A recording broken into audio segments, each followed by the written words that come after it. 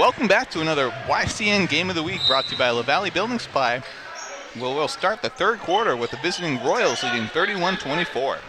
See what has to happen here in the third quarter for this Royals team to hold on to that lead, and we'll see if Stevens has drawn up anything to stop Alex Schwartz. And Zach O'Brien starts things off with a big three-pointer. They cut the deficit to 4 points here. So I'm sure that's exactly what Coach Baraturney drew up during the break. Nice backdoor cut. Decock can't get that to fall, and Nicholas O'Brien with the board.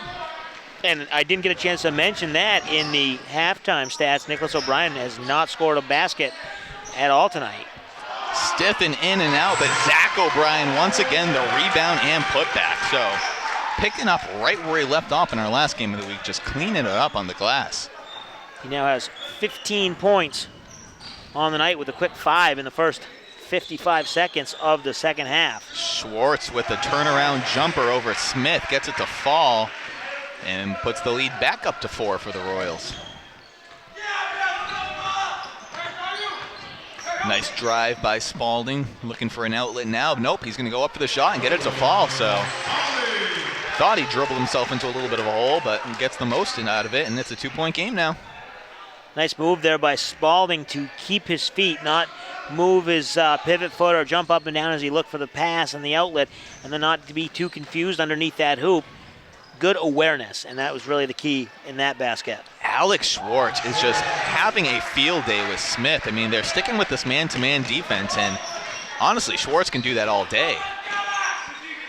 Although Spalding can do that pretty much all day, getting his own rebounds. Although this will be a jump ball, and we'll see where possession goes. It's going to go the Royals' way, but just going back on that earlier point, Jeremy, it doesn't look like Smith can guard Schwartz. I mean, Schwartz really is having his way. Yeah, Schwartz has really been the story. Like we mentioned, 17 points in the first half, quick 4 here in the second half, and they're going to need some help. They're going to have some type of help defense on him and leave somebody else open. Whether it be just kind of cheating or sagging or something, but they cannot do a one-on-one situation. They've got to make somebody else beat them. And I think you saw that on that last drive as Stiffen was there to help. So Mascoma makes the adjustment, pass to Jordan Peck, and Peck was able to convert the layup and increase the lead to 6. And we're going to have a foul under the basket, so no shot there, and it's going to remain Cardinals ball. Once again, a reminder to stay tuned near the end of our telecast for the HR Clough Kearsarge Heating Oil turning up the heat player of the game. No secret really on either side who that could be, as O'Brien once again kind of on cue gets the offensive board, dishes it over to his brother Nicholas O'Brien, and Nicholas converts the short layup. So once again, the O'Brien brothers sharing a lot better than I did with my brothers. Good three-pointer there by Devin Duham. Now Nicholas with it, kicks it over to Spalding, but Nicholas is going to take the 3, back rims it, and his brother, sure enough, is there for the rebound. And he's going to lose it out of bounds, and that's going to be the Royals' ball. And there's just too much height underneath there. I mean, that wasn't even a contest. He actually was behind. He had terrible position. He still got the rebound. And the refs talked it over, and they're going to reverse their call, and it's going to stay with Stevens. So you kind of saw Zach O'Brien a little bit like, what? Really? Well, the shot was blocked, and it was clearly deflected. So good call by the referee to say, hey, I need some help here. Let's make the right call. What a beautiful pass by Parker Smith to get it into Nicholas O'Brien. Nicholas O'Brien can't get it to fall, but gets his own offensive board, and now Zach O'Brien getting his offensive board. Kicks it over to Noah Spalding. Spalding with the awkward angled shot, kind of shooting it from behind the backboard, gets it to fall, so makes it a 5-point game. And that's how we talked about the advantage that Stevens has. They shot 33% on that trip down the floor, and still got a basket. Duheim once again. Is that his second three-pointer? Okay, second three-pointer of the game, but second this quarter. So on point here. Royals really hanging in there. Hanging in there with a lead. Good board there by DeFord. Nice pressure by Nicholas O'Brien, though. Going to force DeFord to dribble it, but Nicholas O'Brien will be called for the foul. He's arguing that call, looking for some help, but that's not going to do him any favors. So we'll take a quick break from our YCN Game of the Week. Welcome back to our YCN Game of the Week, brought to you by La Valley Building Supply, where it's the visiting Mascoma Royals leading 43-35 with about 4 minutes to go here in the third quarter. Surprising start here, as we've seen all game. This Mascoma Royals team really, we thought we'd see a different version, but they have really brought it for 2.5 quarters. Schwartz a little hard on the glass with that layup, but DeFord there to get the rebound and put back, and it is now a 10-point lead for the Royals. So Stevens kind of came out the gate firing, and a nice steal by Duheim, but does keep it in bounds, kicks it over to Schwartz. Schwartz hard to the hole, and he's going to go to the line for 2. So I can't begin to say how impressive this effort has been by the Royals, really hanging in there despite all odds. Well, we talked about it at the beginning. What do you do with Schwartz when he got hot in the first quarter and he had 9 points? Do you let him get his and you try and shut everyone else down? Or do you try and, double on him and let the other guys beat you? And right now, they just haven't figured out the right formula. They let Schwartz say, okay, we're going to let him get his, and he goes for 8 more in the second quarter. And then they say, oh, well, we're going to double him, and we're going to let some other guys shoot, and Duheim gets two 3-point baskets. Yep. So what do you do right now? And it's a tough position to be in for the Stevens Cardinals. And maybe that's the Royals telling us they have a little more depth than maybe we gave them credit for, because you're right. I mean, DeFord getting some buckets in the paint. I mean, they're all, having a role, having an impact on this game. As DeFord fighting for another board, he's going to get the jump ball, and I believe that'll remain Stevens' ball, but give credit to DeFord for battling with the O'Briens and getting that board, as Mascoma's going to call the timeout, and we will take that timeout too from our YCN Game of the Week. Welcome back to the YCN Game of the Week, brought to you by La Valley Building Supply, where it's the visiting Mascoma Royals leading the home Stevens Cardinals 47-35 in the early going, as Parker Smith hits a quick jumper there to cut the deficit to just 10 points. Well, now if you're the Cardinals, you look at that with 3 minutes to go in the third quarter, down 12, now down 10. Out of that timeout, nice play for Parker Smith. You got to play some good defense. You're still getting the offensive rebounds. You're still getting your shots up. You just got to limit the turnovers, limit the mistakes, and realize that if you're going to get beat by some good shooting, there's nothing you can do about it. Wow, tricky bucket there for DeCock, but gets it to fall.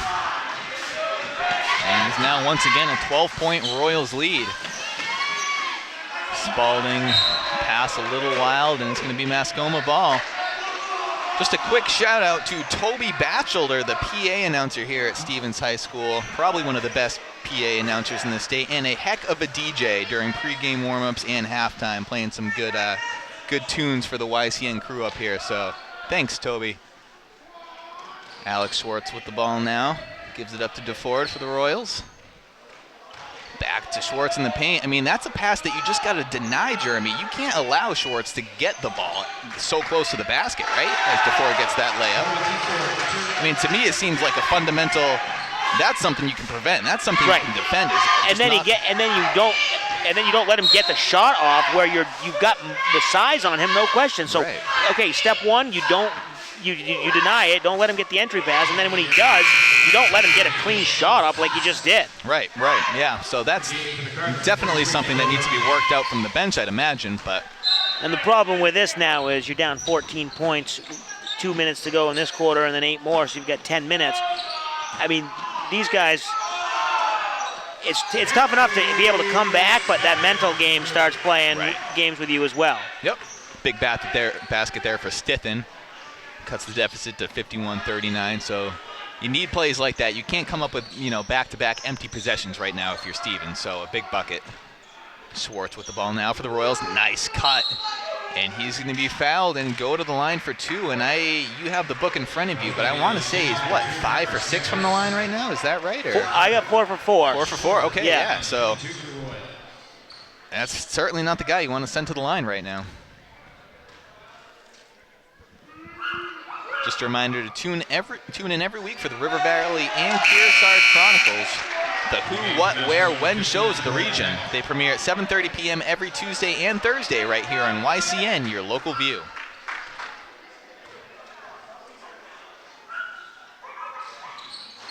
So Schwartz can't get that last one to fall, but So you were predicting he would be 5 for 6 at the end of that. that's exactly what happened. All right. Pass to Stiffen in the paint. Nice move. He's really coming into form as the season progresses. Really developing into a go-to option here for the Cardinals. So an 11-point lead for the Royals. Duheim puts up another three, his third three-pointer of the quarter. He's making a case for himself to be nominated for that HR Clough Kearsarge Heating Oil turning up the Heat player of the game, and hard not to see why. Very hot third quarter for him.